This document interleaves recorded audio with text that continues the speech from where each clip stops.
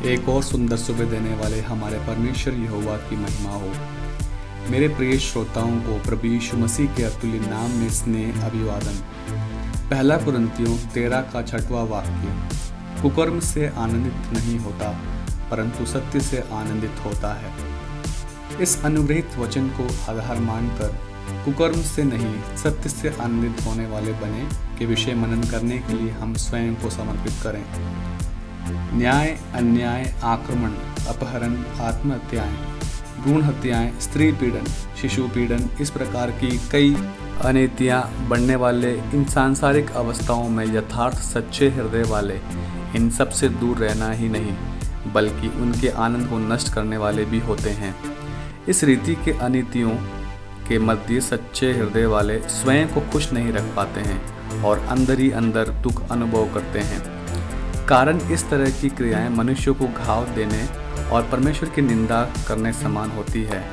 परमेश्वर के सच्चे स्नेह को दर्शाते हुए हम में से हर एक कुकर्म से घृणा और सत्य को कस के पकड़ने वाले बने। रोमियो 1 का 32वां वचन इस प्रकार कहता है, वे तो परमेश्वर की यह विधि जानते हैं कि ऐसे ऐसे काम करने वाले मृत्यु के दंड के योग्य हैं, तो भी न केवल आप ही ऐसे काम करते हैं वरन करने वालों से प्रसन्न भी होते हैं। बुराई को भलाई और भलाई को बुराई बताने वाले कालावधि में स्नेह से रहना एक भक्त के लिए सबसे बड़ी चुनौती है।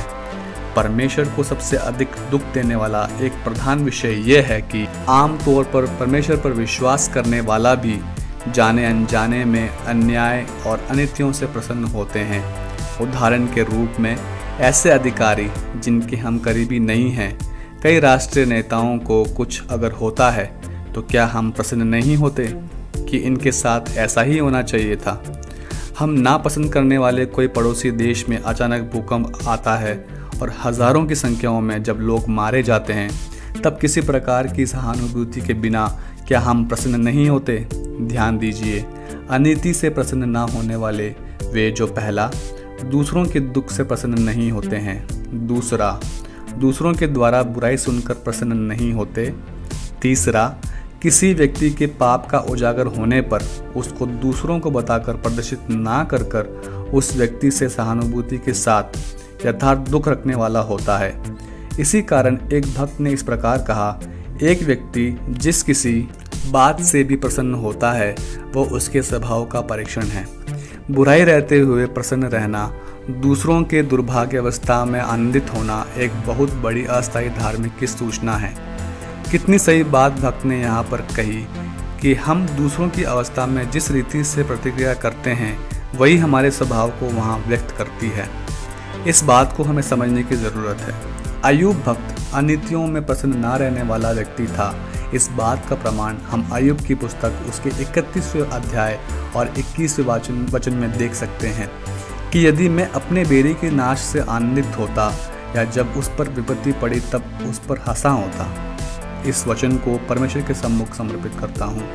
अनीतियों में आनंदित ना होने वाला एक दूसरे भक्त का उदाहरण लूँ तो वो दाऊद है, जो हम पहला शमूएल उसके 24वें अध्याय के 17वें वचन से समझ सकते हैं।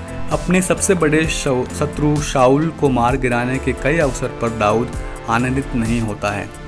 अंत में उसके जवाब में पहला शमूएल 24 के 17वें वचन में शाऊल इस प्रकार कहता है, तू मुझसे अधिक धर्मी है, तूने तो मेरे साथ भलाई की है परंतु मैंने तेरे साथ बुराई की है। दाऊद की यथार्थ भलाई को एक बार के लिए तो शाऊल समझने के लिए बात भी होता ही है। मेरे प्रियो, जब हम पूरा चरित्र पढ़ते हैं हम ये समझ सकते हैं कि शाऊल दाऊद की स्नेह जो उसके और उसके परिवार के प्रति था पूरे जीवन भर पूर्णतः समझ नहीं सका था। इसलिए ध्यान दीजिएगा, हमारा मन, हमारी इच्छाएं समाज अंगीकार करे शायद ऐसा ना हो। आगे आने वाले समय तक हम भलाई को कसकर पकड़ने वाले बने, बुराई से दूर रहने वाले बने, किसी कारणवश भी बुराई में प्रसन्न होने वाले नहीं परंतु स्नेह के भागी हों और परमेश्वर के नाम को महिमा दें।